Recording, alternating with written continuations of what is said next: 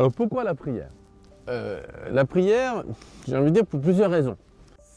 Peut-être la plus sensible, pour ceux qui prient, il y a une certaine douceur du cœur. Alors, on n'attrape pas des mouches avec du vinaigre. Alors quand on prie, il y a une consolation intérieure. Alors ce n'est pas toujours le cas, mais c'est une expérience qui est souvent première et c'est une expérience à laquelle on revient toujours. Il y a une douceur intérieure, il y a une union avec Dieu. Évidemment, c'est une union mystique. Donc ça se décrit par les mots des mystiques, le château intérieur, le cœur à cœur, enfin on peut mettre plein de mots.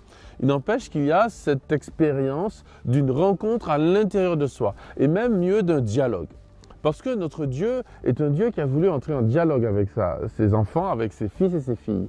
Il a voulu que nous puissions lui parler et nous parler.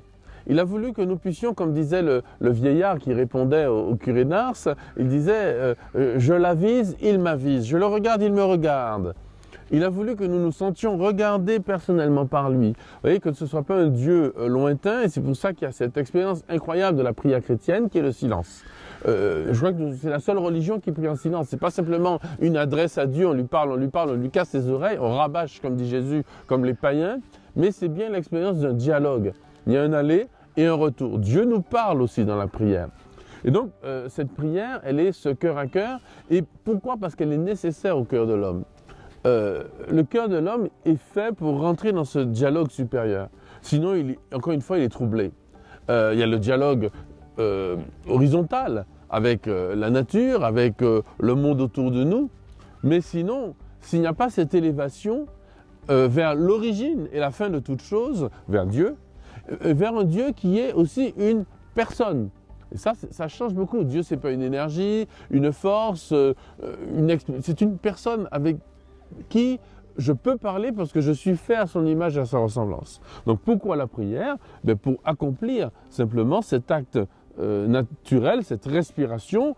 Le corps se nourrit, le corps a besoin de nourriture, de boissons, il a besoin de respirer aussi, de l'air, l'amour, la connaissance, l'intelligence, la volonté, avec, encore une fois, de façon horizontale, avec le monde autour de nous, la connaissance de la vérité, mais aussi c'est un besoin naturel de l'âme qu'on appelle la vie spirituelle. Beaucoup d'hommes et de femmes ignorent ce besoin naturel et vont essayer de compenser ce besoin naturel par toutes sortes de superstitions et de mystiques, de mythologies, alors qu'en fait, seule la prière est la vraie nourriture de notre âme.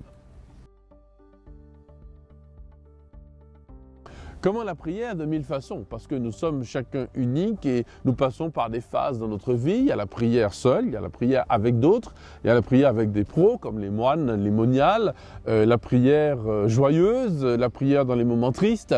Il y a la prière de demande, la prière de supplication, la prière de louange, la prière de pardon.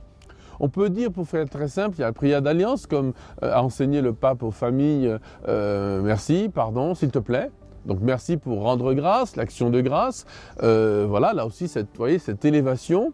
Action de grâce, c'est le mot aussi de l'Eucharistie. Il y a la prière de demande qui va demander une grâce parce qu'on a besoin, et le Christ dit, demandez, vous recevrez, comme des enfants qui ont confiance. Parce que demander, c'est faire confiance.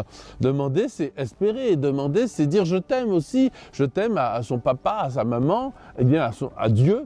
Donc, comment prier? En demandant des choses à Dieu. Et puis, il est assez grand, j'ai envie de dire, il nous aime suffisamment pour nous donner de bonnes choses, même si nous, parfois, nous ne demandons pas forcément de bonnes choses. Nos prières sont parfois limitées. Ses voix ne sont pas nos voix. Donc, quand on lui demande quelque chose, parfois, il voit plus loin et nous donne autre chose. Donc, on ne comprend pas toujours. Mais il nous donne ce qu'il y a de meilleur. C'est ça, l'acte de confiance. Et puis, il y a la prière de pardon aussi. Nous avons fait des fautes, donc nous demandons pardon. Après, le style de prière, encore une fois, l'Église a développé tellement de moyens de prière. Bien sûr, la liturgie qui est le sommet de la prière, parce que nous prions avec la parole de Dieu. C'est essentiel. Il y a quoi encore? Évidemment, il y a les autres liturgies qui ne sont pas tout à fait liturgiques, mais les paraliturgiques, comme le chapelet, le rosaire, les processions, etc. Ça, c'est la prière communautaire. Mais évidemment, au sommet, il y a la lectio divina, il y a la prière d'oraison, le silence, dans lequel Dieu nous parle. Alors quand on arrive à ces degrés de prière, mais il faut avoir passé par les autres temps de prière, comme les louanges, etc., pour pouvoir arriver à cette prière qui est un cœur à cœur, un grand silence, mais pas un silence vide, un silence rempli de Dieu. Voilà comment on prie.